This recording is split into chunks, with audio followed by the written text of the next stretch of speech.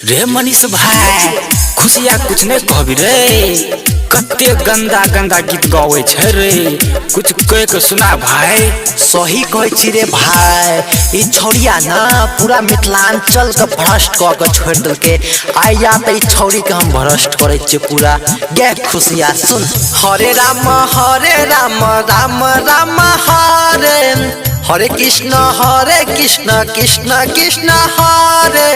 आ खुशिया छोरी के लेबै सुना खरे खरे, खुशिया छोरी के लेबै हम खरे खरे, खुशिया छोरी के हम लेबै ठरे ठरे।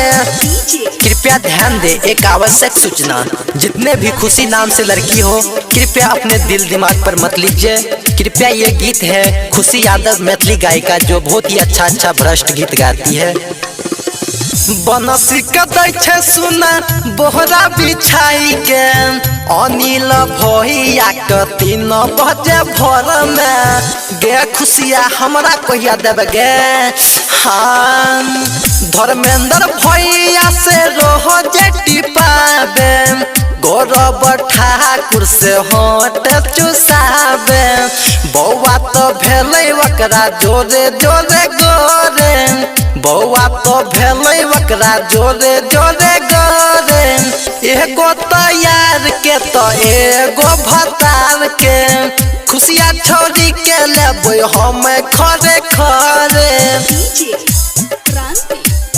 गे खुशिया कनियोटा लाज शरम छौ ना त कनी बढ़िया बढ़िया गीत गब, नहीं तन छौरी समझ ले।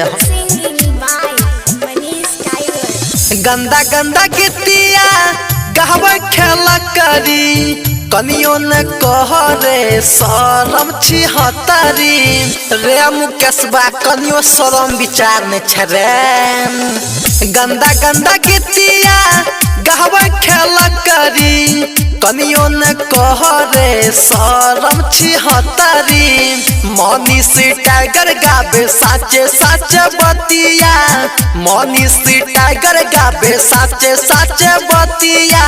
वीडियो में खुशिया हिलावे खूबे छतिया, खुशिया छोरी के हम लेबै खरे खरे।